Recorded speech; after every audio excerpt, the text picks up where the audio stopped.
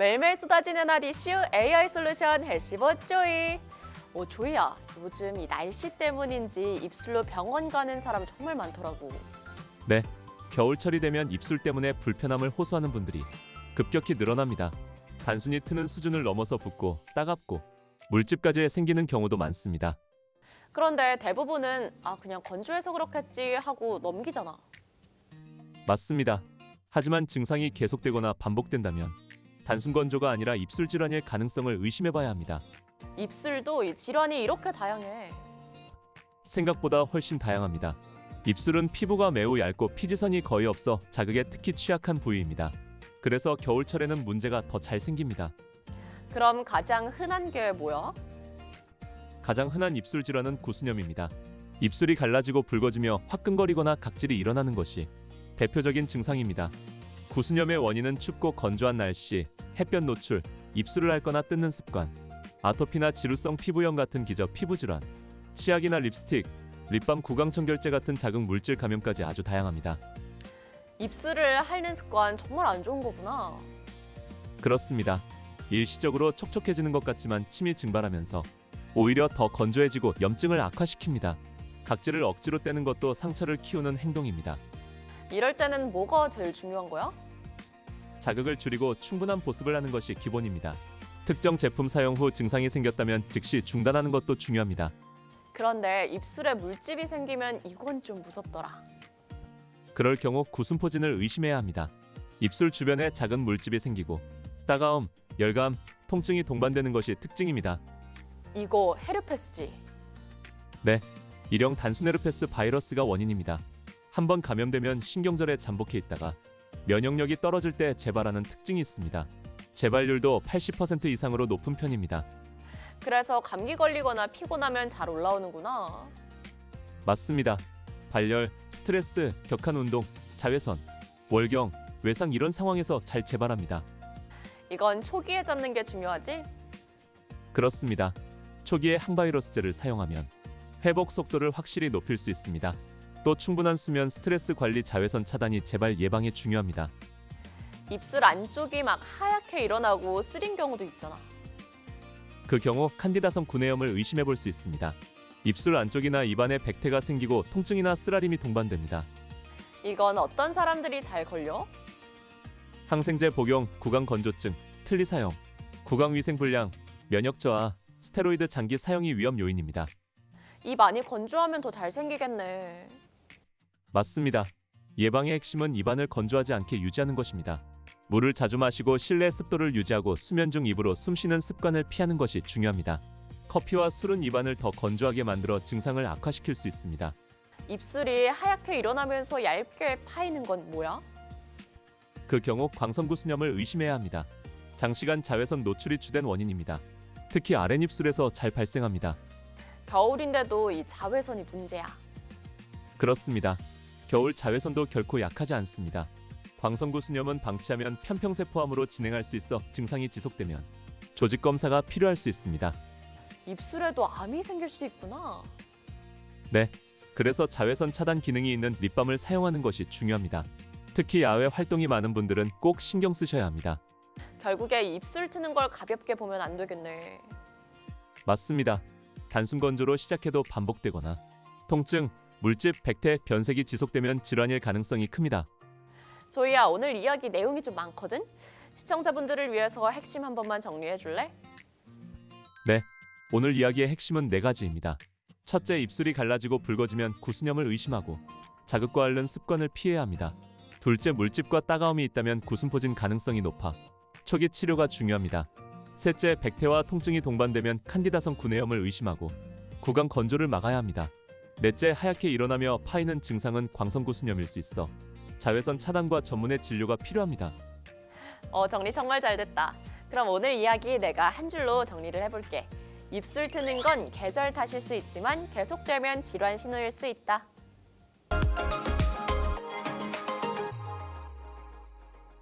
매일매일 쏟아지는 핫 이슈 AI 솔루션 해시보 조이. 조이야, 요즘 독감도 참 많고 감기 앓고 나서도 콜록거리는 사람 정말 많더라.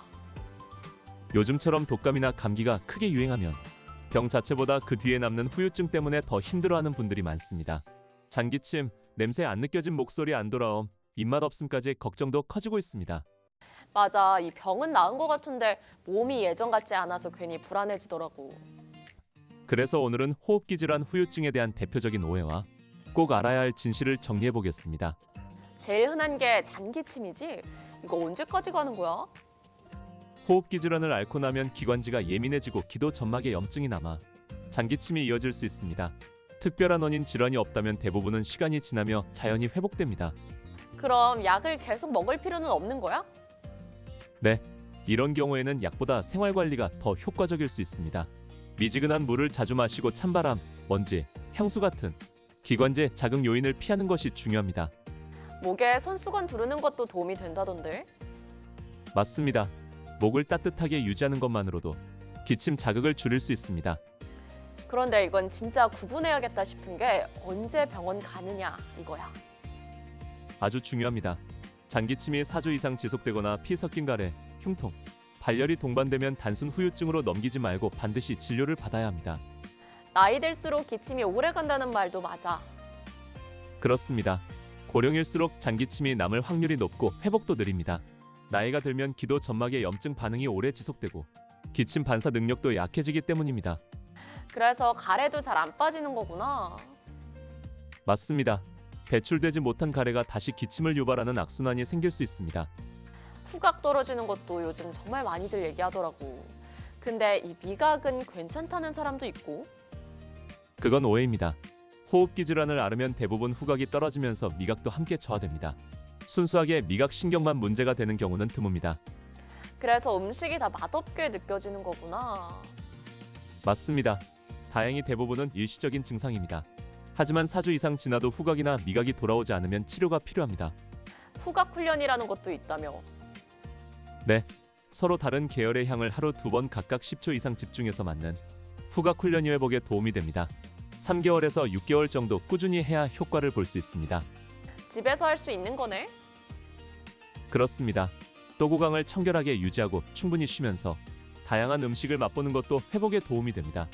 이 감기를 앓고 나서 목소리 안 돌아오는 사람도 정말 많아. 후두염이나 기관지염을 앓은 뒤에는 쉰 목소리가 지속될 수 있습니다. 대부분은 시간이 지나면 회복됩니다. 근데 이것도 오래가면 문제지? 맞습니다. 3주에서 4주 이상 쉰 목소리가 지속되면 성대 점막의 염증이 충분히 가라앉지 않았거나 성대결절 같은 문제가 생겼을 수 있습니다. 그냥 후유증이겠거니 하면 안 되겠네. 그렇습니다. 특히 목에 이물감이 있거나 삼키기 어려운 증상이 함께 있다면 후두 내시경 검사를 통해 정확한 확인이 필요합니다. 드물게는 종양이 원인일 수도 있습니다. 입맛도 떨어지고 이 설사하는 것도 후유증일 수 있어? 그렇습니다. 호흡기 바이러스는 위장관에도 영향을 줘 설사, 복통 같은 소화기 증상을 유발할 수 있습니다. 질환을 앓는 동안 소화 기능이 떨어져 식욕이 감소하는 것도 흔한 일입니다. 그럴 때는 억지로 먹어야 되는 건가? 억지로 먹을 필요는 없습니다. 식욕이 생겼을 때 먹고 싶은 음식부터 소량으로 시작하는 것이 좋습니다. 설사나 복통이 가라앉으면 두부, 흰살 생선 같은 단백질 음식과 과일, 채소로 컨디션을 회복하는 것이 도움이 됩니다. 정리를 해보면 이 후유증은 대부분 회복이 되지만 기준이 중요한 거네. 맞습니다. 대부분의 호흡기 질환 후유증은 시간이 지나며 회복됩니다. 하지만 4주 이상 지속되거나 새로운 증상이 더해지면 그때는 반드시 진료가 필요합니다. 조이야, 오늘 이야기가 좀 많아서 그런데 핵심만 정리해 줄래? 네, 오늘 이야기의 핵심은 4가지입니다. 첫째, 잔기침은 대부분 시간과 생활 관리로 회복되지만 4주 이상 지속되면 진료가 필요합니다. 둘째, 후각 저하는 미각 저하와 함께 오는 경우가 많으며 지속되면 후각 훈련과 치료가 필요합니다. 셋째, 쉰 목소리가 3주 이상 계속되면 성대결절이나 다른 질환을 의심해야 합니다. 넷째, 입맛 저하와 설사도 후유증일 수 있으나 회복되지 않으면 원인 확인이 필요합니다. 정리 정말 잘 됐다. 그럼 오늘 이야기 한 줄로 정리를 해볼게. 호흡기 질환 후유증은 대부분 지나가지만 오래 가면 신호다. 참지 말고 확인하자.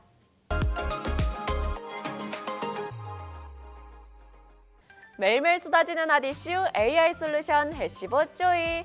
조이야, 요즘 이 주변에 보면 감기가 정말 오래 간다고 하는 사람들 정말 많거든. 겨울철이 되면 감기 증상이 길어지면서 사실은 감기가 아닌데 감기로 오해하고 넘기는 경우가 상당히 많습니다. 그중 대표적인 질환이 바로 부비동염입니다. 부비동염 하면 이 축농증이 생각이 나는데 감기랑 그렇게 헷갈리더라. 맞습니다. 부비동염은 초기 증상이 감기와 매우 비슷해서 치료 시기를 놓치기 쉽습니다. 하지만 방치하면 합병증 위험까지 있어 절대 가볍게 보면 안 됩니다. 그러면 이 부비동염이 정확하게 뭐야? 부비동염은 얼굴뼈 속에 있는 빈 공간, 즉 부비동에 염증이 생긴 상태를 말합니다. 이 공간은 코와 작은 통로로 연결돼 환기와 분비물 배출이 이루어지는데 감기나 알레르기 비염으로 점막이 붓거나 막히면 분비물이 고이면서 염증이 생깁니다. 아, 그러니까 이 감기 다음에 잘 생길 수 있겠네. 맞습니다. 감기 후 2차적인 세균 감염으로 급성 부비동염이 발생하는 경우가 많습니다. 드물게는 종양이나 구조적인 문제로 통로가 막혀 발생하기도 합니다. 그런데 감기랑 부비동염 어떻게 구분해? 가장 중요한 단서는 콧물의 색과 성질입니다. 감기는 대부분 맑고 투명한 콧물이 나옵니다. 반면 부비동염은 노란색이나 초록색의 끈적한 콧물이 특징입니다. 또 이 콧물이 목 뒤로 넘어가는 후비로 증상이 나타나고 코막힘이 함께 있다면 부비동염 가능성이 높습니다. 그래서 기침이 계속 나는 거구나. 맞습니다. 후비루 때문에 기침이 3주 이상 지속될 수 있습니다. 이 때문에 기침이 주증상이라 기관지 문제로 오해하는 경우도 많습니다. 이 코 말고도 다른 증상도 있어? 얼굴을 누르는 듯한 압통, 두통, 발열, 권태감, 냄새를 잘 맡지 못하는 증상도 동반될 수 있습니다. 그럼 이 정도면 병원에 가야겠는데? 맞습니다. 특히 누런 콧물이 일주일 이상 지속되거나 얼굴 통증, 두통이 심해지면 이비인후과 진료를 받는 것이 좋습니다. 검사는 어떻게 해? 기본적으로는 비강 내시경으로 점막 부종, 고름 무록 여부를 확인합니다. 내시경으로 확인이 어려운 부위나 수술 필요 여부는 CT로 평가합니다. 곰팡이성 염증이나 종양이 의심되면 MRI 검사가 필요할 수 있습니다. 진단이 되면 치료는 오래 걸려? 부비동염으로 진단되면 기본 치료는 항생제 복용입니다. 대부분 2에서 3일 이내에 증상이 호전됩니다. 생각보다 빨리 좋아지네. 네, 여기에 스테로이드 비강 스프레이를 사용하면 점막 부종과 염증을 줄이는 데 도움이 됩니다. 알레르기 비염이 동반된 경우에는 항히스타민제를 함께 사용합니다. 코 세척도 많이 하라던데? 하루 2번 생리식염수로 코를 세척하면 분비물 배출을 돕고 코막힘 완화에 효과적입니다. 수돗물로 해도 돼? 그건 피하셔야 합니다. 수돗물은 코 안의 섬모 운동을 약하게 만들어 감염 위험을 높일 수 있습니다. 반드시 생리식염수를 사용하시는 것이 좋습니다. 코를 뚫리게 해주는 스프레이는 어때? 빗점막 수축제는 단기간 사용은 도움이 되지만 3에서 5일 이상 장기간 사용하면 오히려 점막이 더 붓고 증상이 악화될 수 있어 주의가 필요합니다. 약을 먹어도 안 낫는 경우도 있지? 네, 약물 치료로 충분히 호전되지 않거나 구조적인 문제가 있는 경우에는 수술을 통해 막힌 부비동을 열어 환기와 배출을 돕기도 합니다. 아이들은 근데 수술을 잘 안 하잖아. 맞습니다. 수원은 부비동 발달이 완전하지 않은 경우가 많아 수술을 신중하게 결정합니다. 다만 무록 때문에 일상생활이 크게 불편한 경우에는 예외적으로 시행할 수 있습니다. 부비동염을 방치하면 어디까지 위험해지는 거야? 만성화되면 염증이 눈 주변으로 퍼져 봉화지겸을 일으킬 수 있고 드물지만 뇌수막염 같은 심각한 합병증으로 이어질 수 있습니다. 그래서 조기 진단과 치료가 무엇보다 중요합니다. 재발도 잘 되는 편이야? 알레르기 비염이나 천식이 있는 분들은 재발과 만성화 위험이 더 큽니다. 그래서 기저 질환 관리도 함께 중요합니다. 예방하려면 결국 감기에 안 걸리는 게 최선이겠다. 맞습니다. 외출 후 손 씻기, 마스크 착용, 실내외 온도 차줄이기 등 기본적인 감기 예방이 부비동염 예방으로 이어집니다. 겨울철 코가 건조할 때는 코 전용 보습 연고나 생리식염수 세척도 도움이 됩니다. 조이야, 오늘 이야기 내용이 좀 많고 어려운데 시청자분들을 위해서 핵심 한 번만 정리해 줄래? 네, 오늘 이야기의 핵심은 4가지입니다. 첫째, 부비동염은 감기와 달리 노란색이나 초록색의 끈적한 콧물이 특징입니다. 둘째, 콧물이 목 뒤로 넘어가며 기침이 오래 지속되면 부비동염을 의심해야 합니다. 셋째, 조기 진단과 치료로 대부분 빠르게 호전되지만 방치하면 합병증 위험이 있습니다. 넷째, 코 세척은 생리식염수로 하고 빗점막 수축제는 장기 사용을 피해야 합니다. 정리가 참 잘 됐다. 그럼 오늘 이야기도 한 줄로 정리를 해볼게. 감기인 줄 알았는데 콧물색이 다르다면 부비동염 신호다. 참지 말고 초기에 잡자.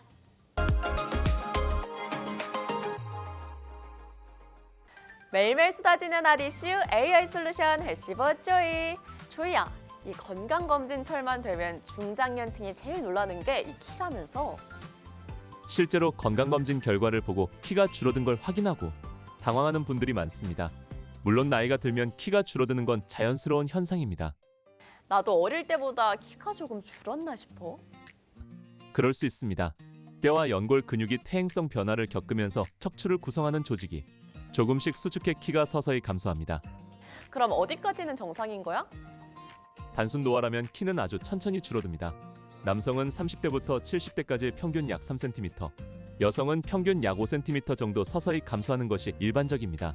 특히 여성은 폐경 이후 골밀도 감소가 빨라져 감소 폭이 더 커질 수 있습니다. 그런데 오늘 이 제목처럼 갑자기 줄면 문제라는 거지? 맞습니다. 건강검진에서 갑자기 2에서 3cm 정도 급격히 키가 줄었다면 단순 노화가 아니라 척추가 보내는 경고 신호일 수 있습니다. 척추는 우리 키를 지탱하는 기둥입니다. 여기에 문제가 생기면 자세가 무너지면서 실제 키 자체가 줄어들 수 있습니다. 대표적인 질환이 뭐야? 가장 대표적인 것이 척추압박골절입니다. 척추뼈가 주저앉듯이 찌그러지면서 부러진 상태로 붓게 되면 등이 구부정해지고 키가 줄어듭니다. 이거 넘어지거나 큰 사고가 있어야 생기는 거 아니야? 그렇게 생각하는 분들이 많지만 꼭 그렇지는 않습니다. 특히 폐경 이후 골다공증이 있는 60대 여성의 경우 30% 정도가 척추압박골절을 경험할 만큼 흔합니다. 근데 왜 늦게 발견돼? 통증이 처음에는 심하지 않아 담이 걸린 정도로 생각하고 넘기는 경우가 많기 때문입니다. 그러다 시간이 지나 통증이 심해지고 키가 줄어든 걸 알게 돼서 병원을 찾는 경우가 적지 않습니다. 허리가 굽어 보이는 것도 질환일 수 있겠네. 그렇습니다. 척추관 협착증도 함께 의심해야 합니다. 신경이 지나가는 척추관이 좁아지면서 허리를 펴면 통증이 심해져 무의식적으로 허리를 굽힌 자세를 취하게 됩니다. 그래서 나이가 들면 허리가 굽은 채로 걷는 분들이 많은 거구나. 맞습니다. 이 경우 몸 전체가 앞으로 기울어져 실제 키보다 더 줄어 보이게 됩니다. 보폭이 좁아지고 오래 걷기 힘든 증상이 함께 나타나는 것도 특징입니다. 등이 과하게 굽는 것도 문제지? 네, 척추우만증도 중요한 원인입니다. 척추를 지탱하는 기립근이 약해지고 등뼈가 앞으로 휘면서 구조적으로 키가 줄어듭니다.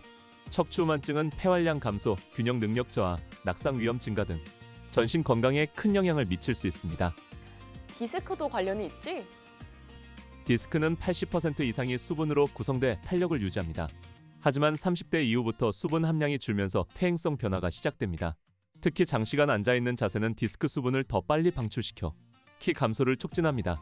실제로 앉아있을 때 디스크에 가해지는 압력은 서있을 때보다 약 40% 더 높습니다. 그럼 이 키가 줄어드는 거 미리 알 수 있는 방법은 없어? 가장 쉬운 방법은 정기적으로 키를 측정하는 것입니다. 키는 아침에 가장 크고 저녁에 가장 작기 때문에 항상 같은 시간대에 재는 것이 중요합니다. 집에서 체크할 수도 있겠다.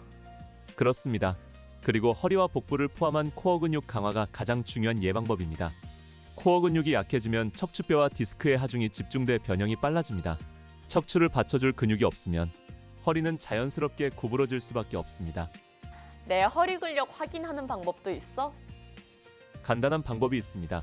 벽에 등을 붙이고 섰을 때 뒤통수와 발 뒤꿈치가 벽에 닿지 않거나 닿은 상태로 5분 이상 유지하기 어렵다면 허리 근력이 약해졌을 가능성이 큽니다. 운동은 뭐가 좋아? 대표적으로 프랭크 운동이 도움이 됩니다. 엎드린 상태에서 상체를 들어 올리는 동작은 척추 기립근을 강화해 줍니다. 앉은 상태에서 팔을 들어 올리고 몸을 뒤로 젖히는 동작도 상체가 앞으로 쏠리는 걸 막아주는데 효과적입니다. 누워서 하는 것도 있지? 네, 허리를 바닥에 붙인 상태에서 무릎을 세우고 누워 엉덩이를 들어 몸통 허리 골반이 일직선이 되게 만드는 동작도 코어 강화에 도움이 됩니다. 자세도 중요하겠네. 아주 중요합니다. 나쁜 자세와 장시간 앉아있는 습관은 반드시 고쳐야 합니다. 1시간 이상 같은 자세로 앉아있는 것은 피하고 중간중간 스트레칭으로 척추 하중을 분산시켜야 합니다. 조이야, 오늘 이야기 너무 유익하거든? 시청자분들을 위해서 핵심만 정리해줄래? 네, 오늘 이야기의 핵심은 4가지입니다.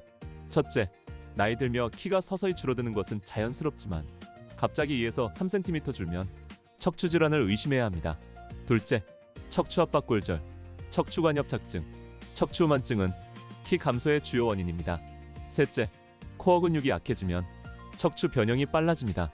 넷째, 정기적인 키 측정과 코어 근육 강화, 바른 자세가 척추 건강의 기본입니다. 정리가 정말 잘 됐는데? 그럼 오늘 이야기 내가 한 줄로 또 정리를 해볼게. 키는 숫자가 아니라 척추가 보내는 신호다. 갑자기 줄었다면 운동부터 병원까지 꼭 점검하자.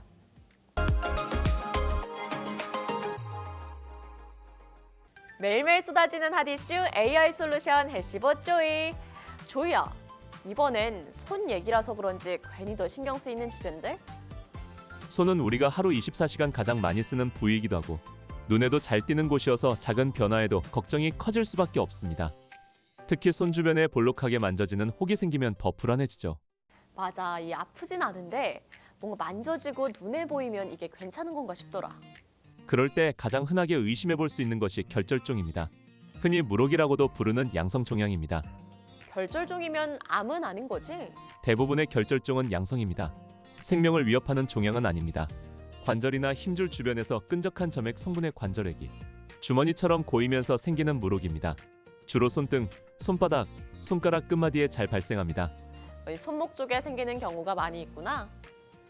맞습니다. 손은 작은 관절과 힘줄이 많고 계속 움직이는 부위라 결절종이 생기기 쉬운 환경입니다. 특히 20대에서 30대 여성에게 비교적 흔하게 나타납니다. 왜 생기는지는 확실하게 알려줬어? 아직 명확한 원인은 밝혀지지 않았습니다. 다만 외상 이후 관절액이 주변 조직으로 새어나오는 경우 힘줄막이나 관절막이 퇴행성 변화를 겪으면서 점액을 만드는 세포가 늘어나는 경우 등이 원인으로 추정됩니다. 대부분은 통증이나 기능 장애 없이 혹만 만져지는 경우가 많습니다. 크기가 줄어들거나 자연스럽게 사라지기도 합니다. 그래서 그냥 놔두는 사람도 많잖아. 실제로 증상이 없다면 경과 관찰만 하는 경우도 많습니다. 하지만 모든 경우가 그렇게 단순하진 않습니다. 결절종이 점점 커지면서 통증이 생기거나 손목이나 손가락 움직임에 제한이 생기면 치료를 고려해야 합니다. 뭔가 저림 같은 것도 올 수 있어? 그렇습니다. 크기가 커지면 주변 신경이나 혈관을 압박해 손저림, 뻐근함, 근력 약화 같은 증상이 나타날 수 있습니다. 그러면 무조건 결절종이라고 생각하면 안 되겠네? 맞습니다. 모든 물혹이 결절종은 아닙니다. 모양이 비정상적이거나 크기가 빠르게 커지거나 통증 양상이 다르다면 반드시 전문의 평가가 필요합니다. 증상이 경미하면 경과 관찰을 하거나 일시적인 증상 완화를 위해 주사기로 낭종 안에 액체를 흡인할 수 있습니다. 그러면 그걸로 끝나는 거야? 아쉽게도 흡인 치료는 재발 가능성이 비교적 높습니다. 낭종을 만드는 뿌리가 남아있기 때문입니다. 현재로서는 재발 방지를 위해 가장 효과적인 방법은 수술입니다. 작은 절개를 통해 낭종과 연결된 관절막 일부를 함께 제거합니다. 수술이라고 하니까 좀 무서워. 걱정하실 필요는 없습니다. 대부분 곡소마 치료 약 10분 내외에 끝나는 최소 침습 수술입니다. 절개도 약 1cm 정도로 크지 않습니다. 결절종 수술은 비교적 간단하지만 발생 부위에 따라 신경이나 힘줄처럼 중요한 구조물이 가까이 있어 세밀한 접근이 필요합니다. 그래서 수보액과 전문의와 충분한 상담이 중요합니다. 조이야, 오늘 이야기 내용이 좀 많아서 그런데 시청자분들 위해서 핵심만 한번 정리해 줄래? 네, 오늘 이야기의 핵심은 4가지입니다. 첫째, 손 주변에 생기는 결절종은 대부분 양성 종양입니다. 둘째, 통증이나 기능 제한이 없다면 경과 관찰이 가능합니다. 셋째, 통증 저림 움직임 제한이 생기면 치료를 고려해야 합니다. 넷째, 재발 방지를 위해서는 수술적 제거가 가장 효과적입니다. 그럼 오늘 이야기 내가 한 줄로 정리를 해볼게. 손에 생긴 혹, 아프지 않다고 무조건 괜찮은 건 아니다. 변화가 보이면 전문의 상담부터 하자.